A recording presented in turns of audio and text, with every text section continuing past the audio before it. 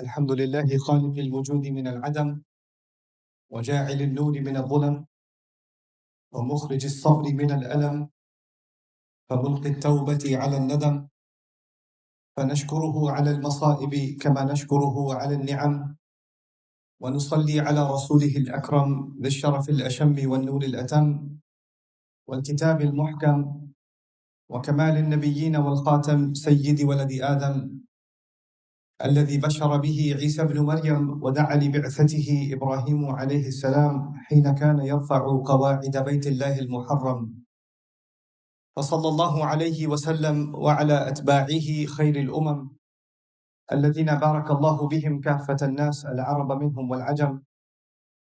الحمد لله الذي لم يتخذ ولدا ولم يكن له شريك في الملك ولم يكن له ولي من الذل وكبره تكبيرا. والحمد لله الذي أنزل على عبده الكتاب ولم يجعل له عوجا. والحمد لله الذي نحمده ونستعينه ونستغفره ونؤمن به ونتوكل عليه ونعوذ بالله من شرور أنفسنا ومن سيئات أعمالنا، من يهده الله فلا مضل له ومن يضلل فلا هادي له، ونشهد أن لا إله إلا الله وحده لا شريك له، ونشهد أن محمدا عبد الله ورسوله أرسله الله تعالى بالهدى ودين الحق ليظهره على الدين كله وكفى بالله شهيدا. فصلى الله عليه وسلم تسليما كثيرا كثيرا. أما بعد، فإن أصدق الحديث كتاب الله وخير الهدي هدي محمد صلى الله عليه وسلم، وإن شر الأمور محدثاتها، وإن كل محدثة بدعة وكل بدعة ضلالة وكل ضلالة في النار.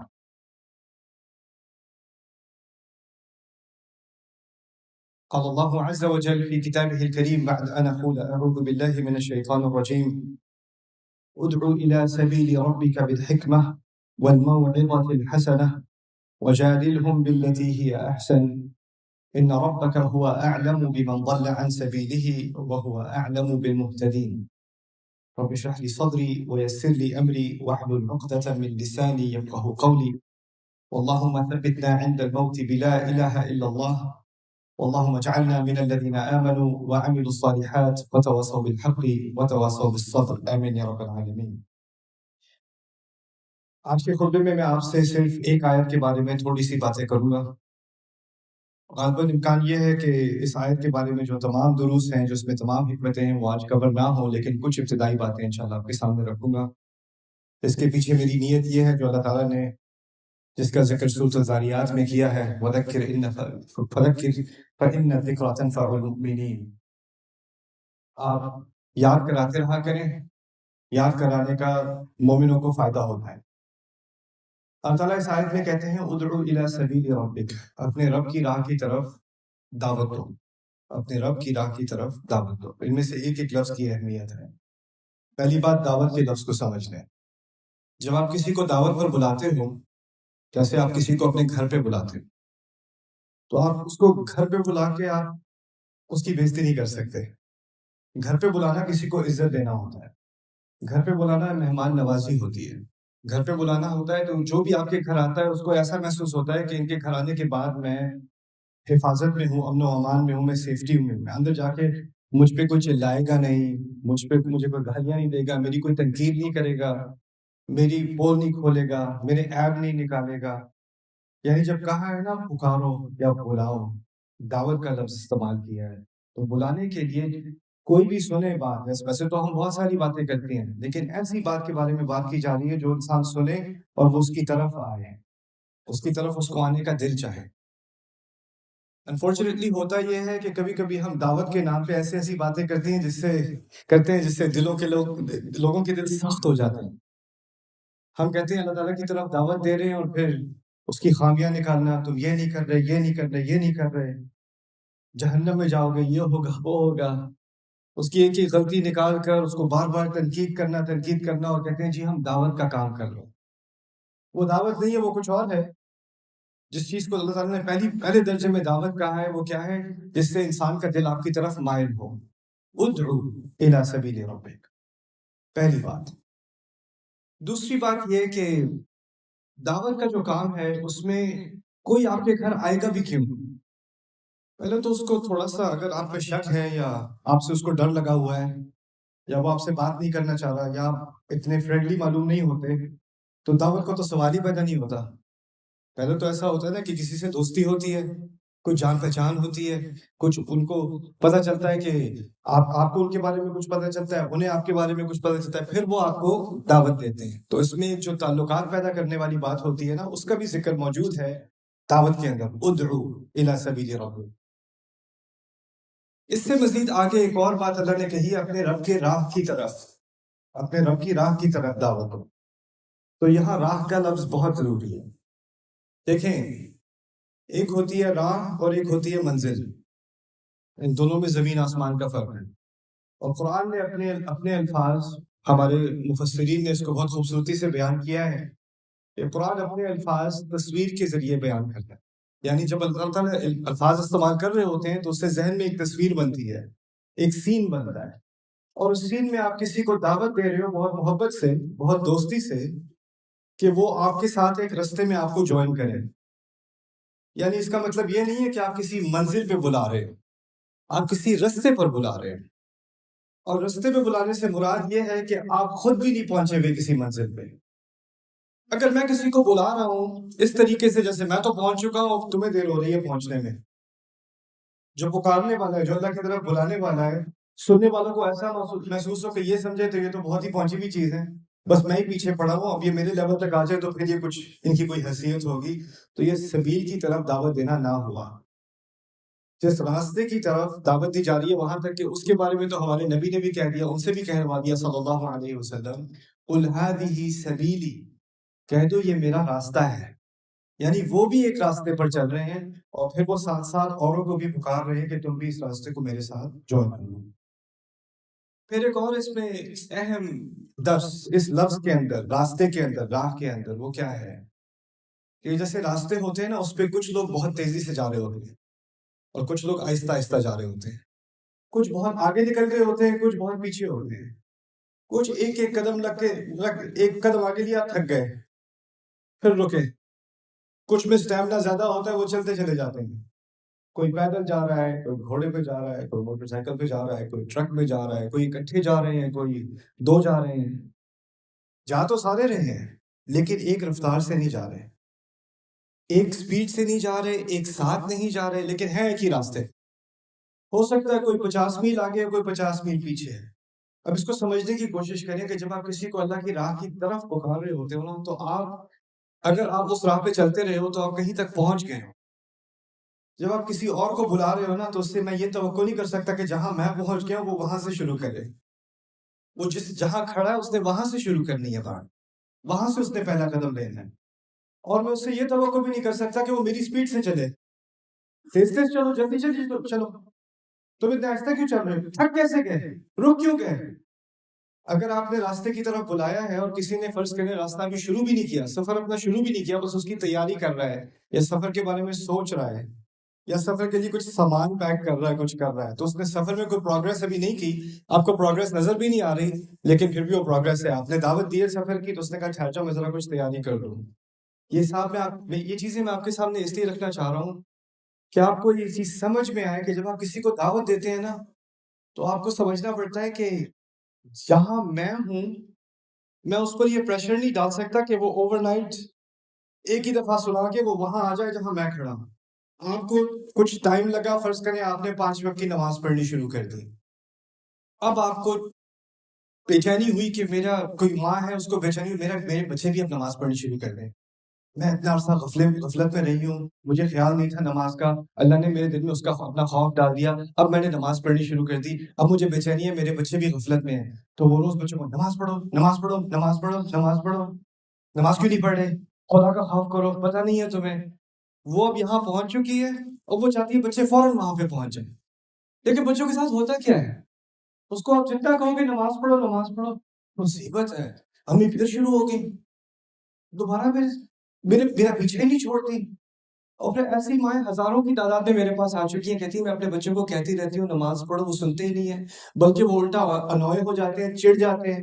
ضد میں آ جاتے ہیں، وہ تو مجھ سے بھاگتے ہیں، وہ سمجھتے ہیں میں جیسے ہی وہ بولوں گی میں ان کو دوبارہ خطبہ سنانا شروع کر دوں گی تو میری بات ہی نہیں سنتے.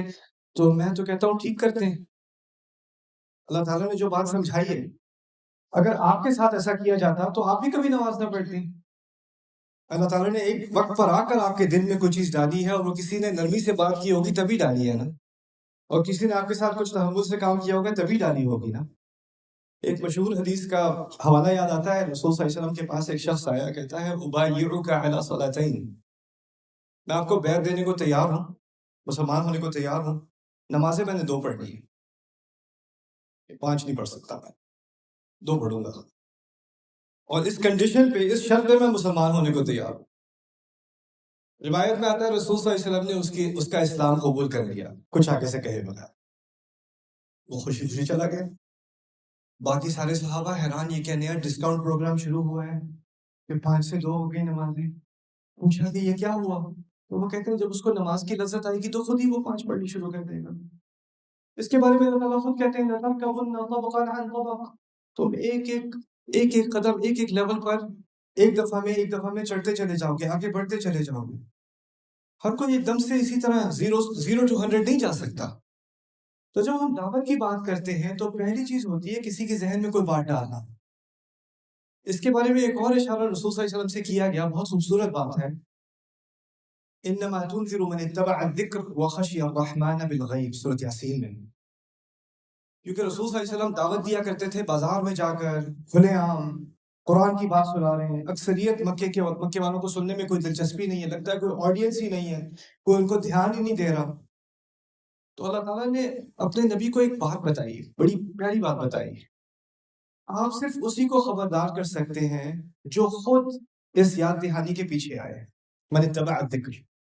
اور پھر کہا وہ خشی الرحمن بالغیب، یہ ہیرے والے الفاظ ہیں. اور جس نے الرحمن کا خوف کیا غیب میں. غیب سے 2 مرادیں ہیں، ایک مراد کی ابھی میں بات کروں گا، یعنی آپ کی بات تو اس نے سن لی اور وہ چلا گیا تو آپ کو لگا آپ کی بات کا اس پہ کوئی اثر ہی نہیں ہوا، لیکن آپ کی آنکھوں سے غائب ہونے کے بعد رات کو جب وہ سونے لگا اور کوئی اور اس کو نہیں دیکھ رہا تھا تو اس کے ذہن میں وہ اچھی بات تھی جو آپ نے کی تھی.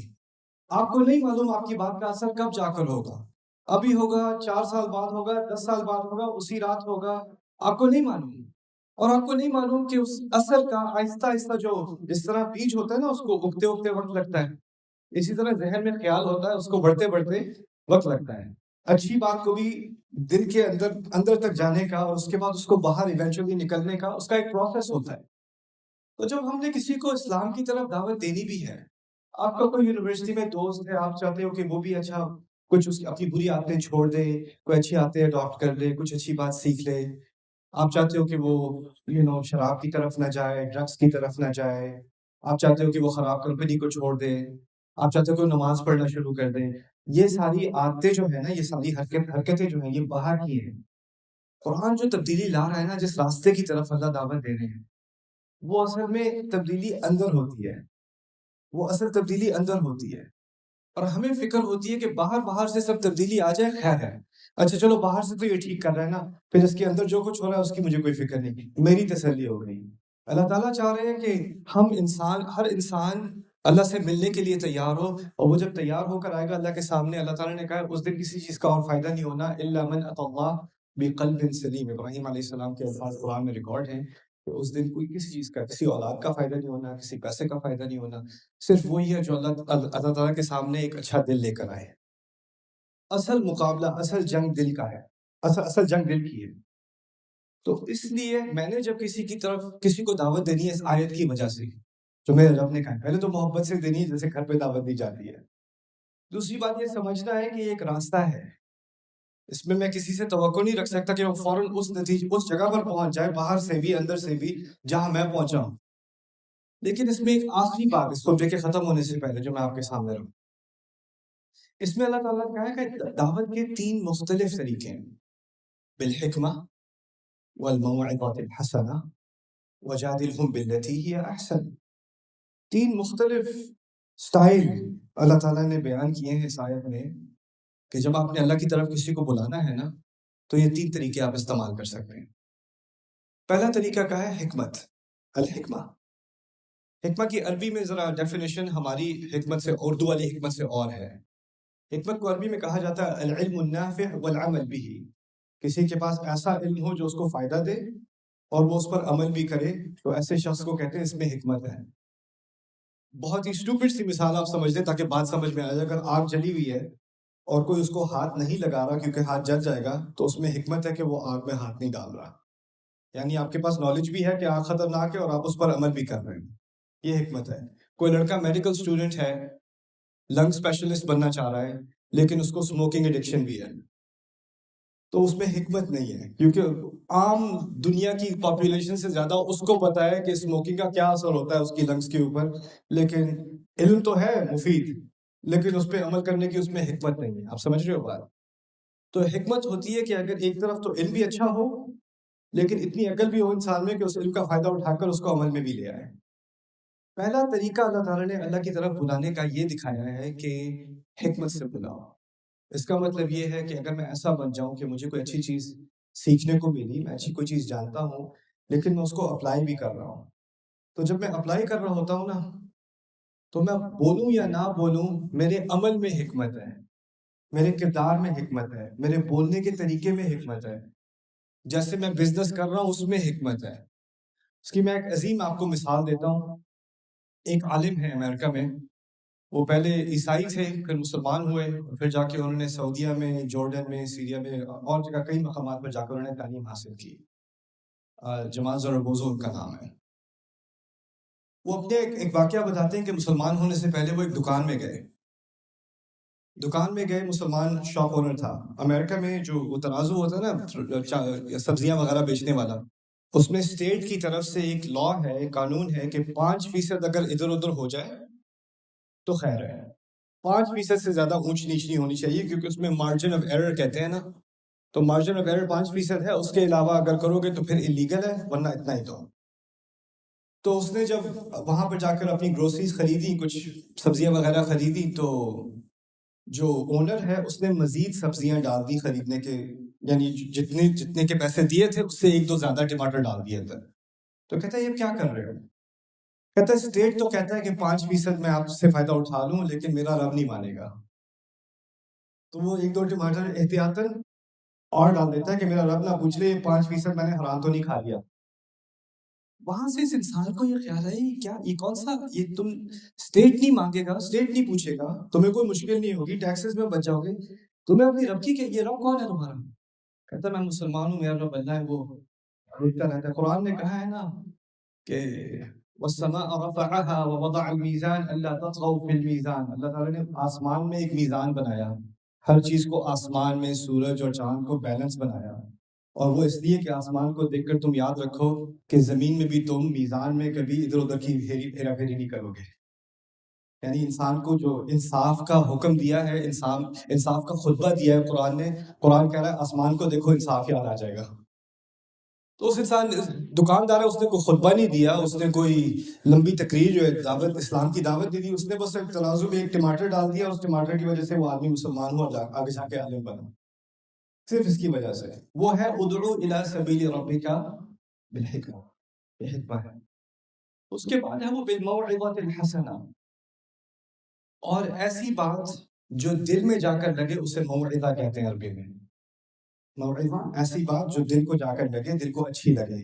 اور اس میں مزید اضافہ کیا اللہ تعالیٰ نے الحسنہ، ایسی بات جو دل کو لگے اور خوبصورت بھی ہو، بات سننے کا دل چاہے، بات سننے سے دل کھلے. الموعظۃ الحسنہ، موعظہ اس وقت کہا جاتا ہے جب آپ کسی کی مشکل کو سمجھ لو.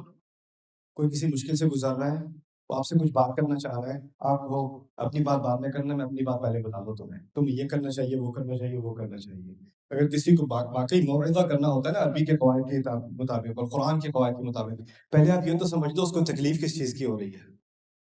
سنانے کا بہت شوق ہوتا ہے ہمیں، سننے کا کم ہوتا ہے. پہلے سن تو لو کیا کہنا چاہ رہے ہیں، سن تو لو کہاں پہ تکلیف ہے، سن تو لو کس چیز سے گزرا ہے. اس کے بعد الموعظہ الحسنہ. اور پھر آخر میں ایک اور چیز بھی ہے. کچھ لوگ ہوتے ہیں جن کو جھگڑنے کا شوق ہوتا ہے، ڈیبیٹ کرنے کا شوق ہوتا ہے. ان کو جہاں موقع ملے، جیسے تو کچھ لوگوں کو کھانے میں زیادہ مرچ مسالے کا شوق ہوتا ہے، ان کو بات چیت میں بھی زیادہ مرچ مسالے کا شوق ہوتا ہے. کسی دعوت میں بیٹھے ہوں گے تو بور ہو جائیں گے جب تک کسی سے کوئی پنگا نہیں لیں گے تھوڑا سا نا.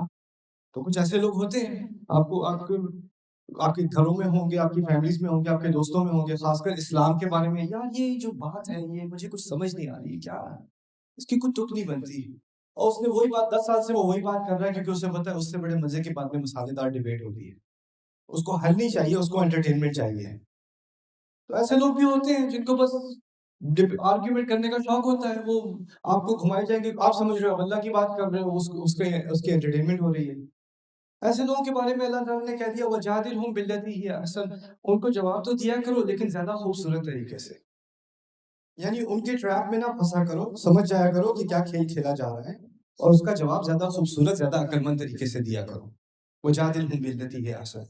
اب آخری اس آیت کا حصہ، إِنَّ رَبَّكَ هُوَ أَعْلَمُ بِمَنْ ضَلَّ عَنْ سَبِيلِهِ وَهُوَ أَعْلَمُ بِالْمُهْتَدِينَ. بہت ہی عظیم الفاظ ہیں اور بہت آسانی سے انسان ان کو بھول جاتا ہے، یہاں تک کہ جو قرآن کی طرف یا اللہ کی طرف دعوت بھی دے رہا ہوتا ہے نا، لوگوں کو اللہ کی طرف پکار بھی رہا ہوتا ہے، وہ یہ بات بھول جاتا ہے.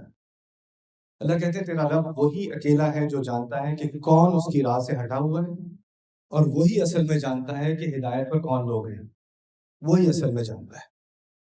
میں کیا دیکھتا ہوں، میں کسی کو دیکھتا ہوں کہ وہ میری طرح سے نماز نہیں پڑھتا، میری طرح سے اس کا لباس نہیں ہے، میری طرح سے اس کی عادتیں نہیں ہیں، میری جو اسلام کی انڈرسٹینڈنگ ہے، جو جہاں تک میں سمجھا اس کی انڈرسٹینڈنگ وہ نہیں ہے، تو میرے نزدیک میں ہدایت پر ہوں اور وہ گمراہ ہے. میرا رب مجھے بتا رہا ہے صاف صاف، تم نہیں جانتے کون ہدایت پر ہے اور کون صحیح راستے پر. میں اپنے علم کی بنیاد پر حق کی تلاش میں جہاں تک میں پہنچا ہوں وہ تو میں پہنچا ہوں، لیکن میری اس ہدایت، جس ہدایت پر میں ہوں، اس کی اصل حیثیت کیا ہے اللہ کے ہاں، کتنا قابل قبول ہے، وہ میرا رب جانتا ہے، میں نہیں جانتا.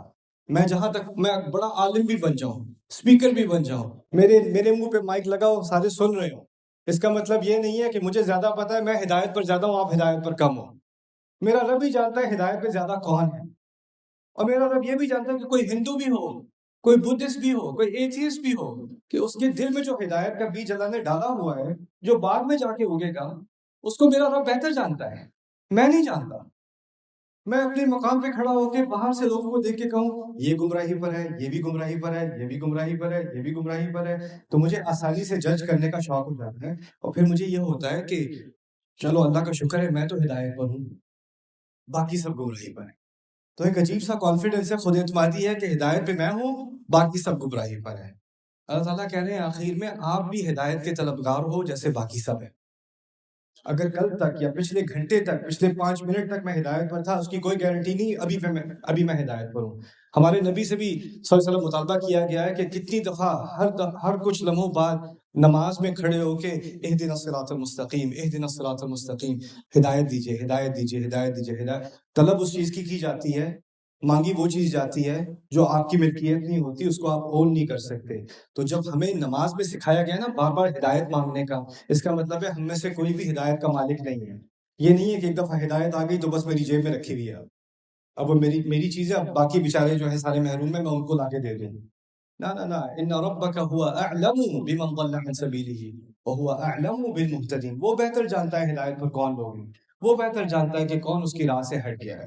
اور خطرناک ترین چیز یہ ہوتی ہے کہ جو ایک دفعہ ہدایت پر ہوتا بھی تھا، وہ اپنے اوپر اتنا گھمنڈ کرنے لگتا ہے، اتنا غرور کرنے لگتا ہے کہ میں تو ہدایت پر ہوں، کہ اسی کی وجہ سے اس کے دل میں سے ہدایت نکل جاتی ہے، اس کو پتہ بھی نہیں چلتا. اس کو باقی سب کی گمراہی نظر آ رہی ہوتی ہے، اپنی گمراہی سے وہ اندھا ہو جاتا ہے. جس دین نے ہمیں اپنے بارے میں سوچنے کی فکر دی، پہلے میں آئینے میں تو دیکھوں میں کہاں کھڑا ہوں. اگر اس دین کے ذریعے میں بس باقیوں کو تو دیکھتا رہوں، باقیوں پہ تبصرہ کرتا رہوں، باقیوں پہ میں تنقید کرتا رہوں، اپنے آپ سے اندھا ہو جاؤں، تو پھر یہی سب سے بڑی ٹریجڈی ہے. ان ربک هو اعلم بمن ضل عن سبیلہ وهو اعلم بالمهتدین. اللہ تعالیٰ ہمیں اس عظیم آیت کی حکمت کو اپنی زندگی میں لانے کی توفیق دے، اور ہمارے گھر والوں کو، ہمارے احباب کو ایسی حکمتیں جو ہیں ہم ایک دوسرے سے محبت سے شیئر کر سکیں، تاکہ قرآن کا نور آپ کی زندگی میں بھی آئے، آپ کے ارد گرد کے لوگوں کی زندگی میں بھی آئے. بارک اللہ لی ولکم فی القرآن الحکیم ونفعنی وإیاکم بالآیات والذکر الحکیم. الحمد لله وكفى والصلاة والسلام على عباده الذين اصطفى خصوصا على أفضلهم وخاتم النبيين محمد الأمين وعلى آله وصحبه أجمعين. قال الله عز وجل في كتابه الكريم بعد أن أقول أعوذ بالله من الشيطان الرجيم: إن الله وملائكته يصلون على النبي يا أيها الذين آمنوا صلوا عليه وسلموا تسليما. اللهم صل على محمد وعلى آل محمد كما صليت على إبراهيم وعلى آل إبراهيم في العالمين إنك حميد مجيد. اللهم بارك على محمد وعلى آل محمد كما باركت على إبراهيم وعلى آل إبراهيم في العالمين إنك حميد مجيد. عباد الله رحمكم الله، اتقوا الله، إن الله يأمر بالعدل والإحسان وإيتاء ذي القربى وينهى عن الفحشاء والمنكر، ولذكر الله أكبر والله يعلم ما تصنعون. أقم الصلاة إن الصلاة كانت على المؤمنين كتابا موقوتا.